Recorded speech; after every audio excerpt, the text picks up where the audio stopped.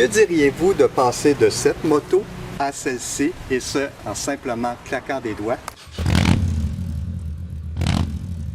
Bonjour et bienvenue dans le Dan's Grand Garage. Si ce serait aussi facile que cela, eh bien nous serions comme dans une scène de théâtre où tout, texte appris par cœur, défilerait sans souci d'une scène à l'autre. Toutefois, ce n'est pas comme ça que ça se passe dans la vraie vie lorsqu'on restaure une moto.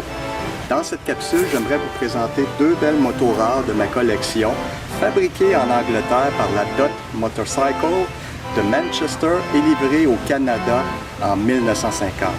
Aussi, je vais vous présenter 7 étapes à réfléchir avant de vous investir dans un projet de restauration de moto. Premièrement, quelques mots sur la Dot Motorcycle Factory. Les débuts de la Dot remontent autour de 1903 alors que le coureur Harry Reid produisait ses propres motos de compétition qu'il utilisait lors de l'épreuve TT de l'île de Man. Reid remporta cette prestigieuse course en 1908 avec un top chrono de 4 heures, 5 minutes et 58 secondes sur une Dot Peugeot de sa propre conception.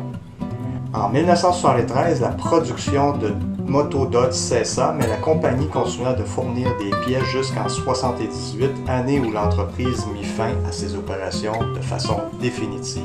Dot s'est principalement démarqué avec ses motos hors route, soit les trails et les motos trial. En 1973, la production de motos Dot cessa, mais la compagnie continua de fournir des pièces jusqu'en 1978, année où l'entreprise mit fin à ses opérations de façon définitive. Tout récemment, en 2021, un quatuor composé des frères Keating, de Gary Hewitt et Ian Martin relance la Dot Motorcycle à Manchester. À la fin de cette vidéo, je vais vous présenter les deux modèles qui sont fabriqués à la main et qui ont été présentés lors d'un salon en 2021. Donc voici en rafale les 7 étapes à réfléchir avant de s'investir dans un projet de restauration de moto. Premièrement, avez-vous les connaissances techniques du modèle de moto convoité? Sinon, rien n'est impossible, mais vous devriez prendre du temps afin de bien comprendre les spécificités et les aspects mécaniques de la moto convoitée. Heureusement, aujourd'hui, avec l'accès Internet, il est assez facile de trouver les informations nécessaires. Deuxièmement, avant de vous aventurer dans un projet de restauration, faites vos vérifications si les pièces convoitées sont faciles à trouver.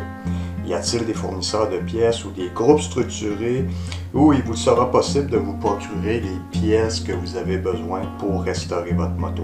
À titre d'exemple, pour la Dot, très peu de pièces existent pour les modèles que je possède et en grande partie, vous devez faire fabriquer ou machiner une bonne partie des pièces qui sont non disponibles et ça, mais il y a un coût qui vient avec ça et c'est très important.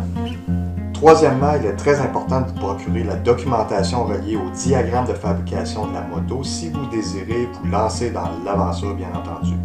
Un manual shop plus le livre de pièces est très important, sinon vous aurez beaucoup de soucis à vous y retrouver et de communiquer avec des fournisseurs de pièces afin d'identifier, bien entendu, la bonne pièce.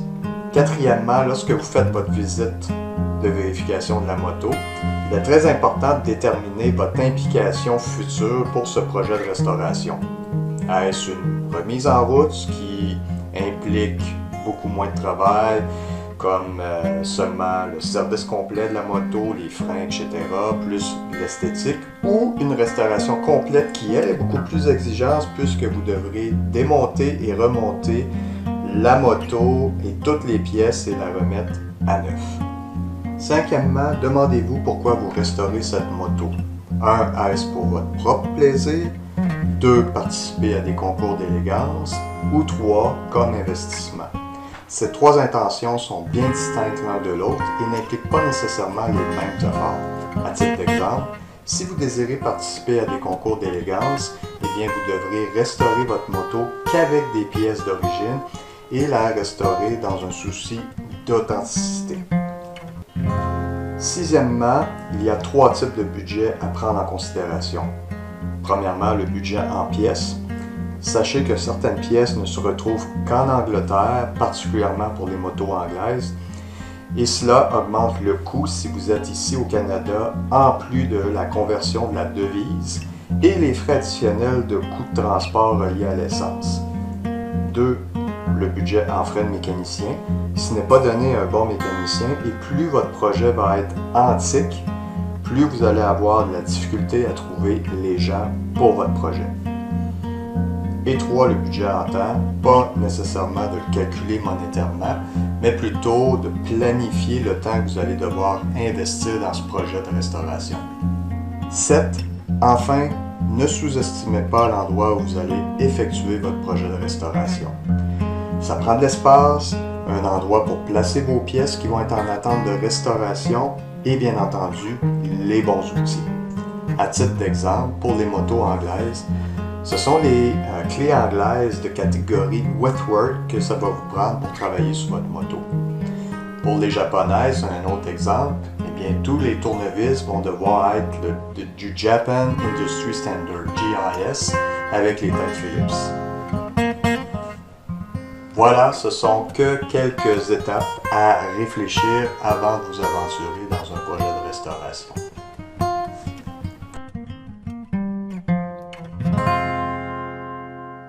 En conclusion, l'idéal lorsqu'on veut s'attaquer à une très vieille moto comme celle-ci et que le projet est important, eh bien, c'est de s'en procurer 2 à 3 afin de récupérer l'ensemble des pièces et n'en faire qu'une seule.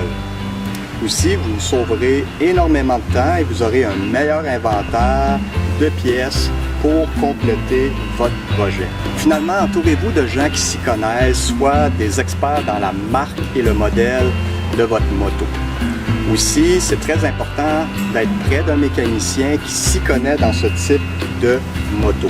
De plus, faire partie d'un groupe de passionnés qui peuvent vous aider pour vos questions, tout comme cette chaîne YouTube. D'ailleurs, je vous invite à vous inscrire, à directement vous abonner sur la chaîne si ce n'est pas déjà fait.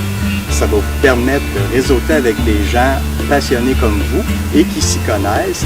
Et il y a également les clubs de moto, comme je vous ai déjà parlé du Club des vieilles motos anglaises du Québec. Mais il y a aussi l'Association des motos anciennes du Québec qui va vous permettre de trouver toutes les ressources que vous avez besoin. Je vous mets les liens sous la vidéo. Voilà, j'espère que vous avez apprécié cette vidéo. Je vous invite à partager vos commentaires de projets de restauration et venir sur la page Facebook présenter en images vos heures de plaisir et de patience sur vos projets de restauration. À très bientôt!